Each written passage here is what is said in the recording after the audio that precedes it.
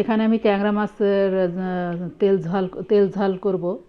তো সেই জন্য আমি হচ্ছে দেশি ট্যাংরা মাছটাই নিয়েছি এখানে। আর হচ্ছে দেশি ট্যাংরা মাছ তেল ঝাল করলে খেতে মাশাআল্লাহ অনেক মজা হয়। তো আমি কিভাবে করি আমার সাথে থেকে শুরু থেকে শেষ পর্যন্ত দেখতে থাকুন। আমি এখানে কুটে নিচ্ছি ট্যাংরা মাছটা। আসসালামু আলাইকুম বন্ধুরা, দূরের এবং কাছের দেশে এবং দেশের বাইরে যে যেখানে আছেন, আশা করি আল্লাহর রহমতে আপনারা সবাই ভালো আছেন। আর আপনাদের দয়া আল্লাহর রহমতে আমিও ভালো আছি। আমি সাবিনা, আমার চ্যানেল সাবিনাতে আপনাদের সবাইকে স্বাগত। আর আমার চ্যানেল সাবিনাতে নতুন এক ভিডিও নিয়ে আপনাদের মাঝে হাজির হলাম। তো এখানে আমি ট্যাংরা মাছটা ধুয়ে নিচ্ছি সুন্দর করে। আমি লবণ দিয়েও মানে সুন্দর করে পরিষ্কার করে ধুয়ে নেব।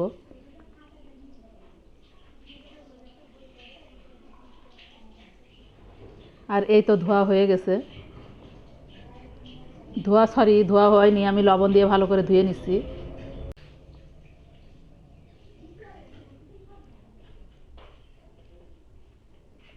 আর এখানে আমি তেল ঝাল করার জন্য আদা নিয়েছি, জিরা, শুকনো মরিচ আর একটু ডালচিনি আর একটু পেঁয়াজ নিব, সব মিলাই একসাথে বেটে নিব।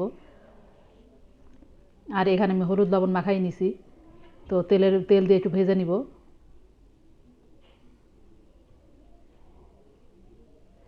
আর দেশি ট্যাংরাটা খেতে মাশাআল্লাহ অনেক মজা হয়।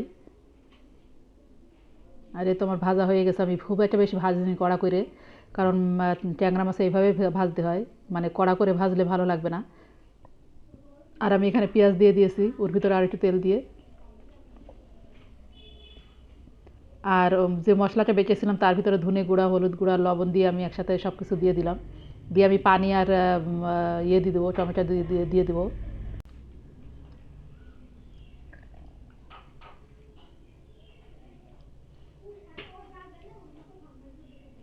আর টমেটোটা আমি দিয়ে দিলাম।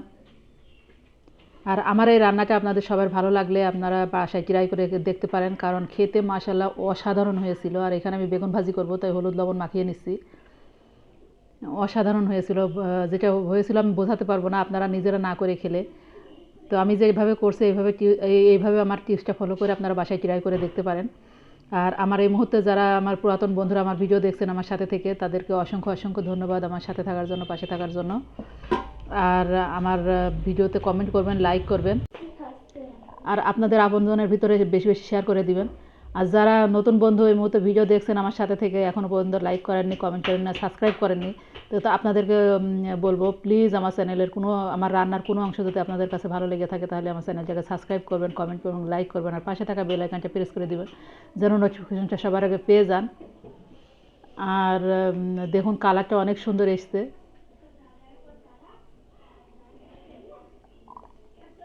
আপনাদের ছোট্ট একটা লাইক আমার ভিডিওটাকে সবার মাঝে পৌঁছে দিতে সাহায্য করবে। তাই আপনাদের লাইক, আপনাদের কোনো ক্ষতি হবে না, কিন্তু আমার একটু উপকার হবে। সেই জন্য বলছি প্লিজ বন্ধুরা আপনারা লাইক করবেন, কমেন্ট করবেন, সাবস্ক্রাইব করবেন।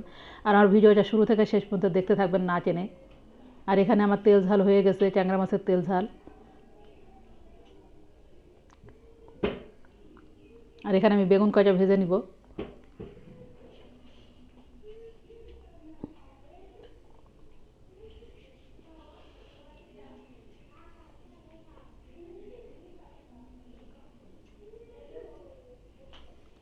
আর কালার দেখুন কি সুন্দর এসছে। আর আমার বেগুন ভাজাটা হয়ে গেছে। তো এই তো সব কিছু হয়ে গেছে। ভালো থাকবেন, সুস্থ থাকবেন আর সাবধানে থাকবেন। আল্লাহ হাফেজ। আসসালামু আলাইকুম।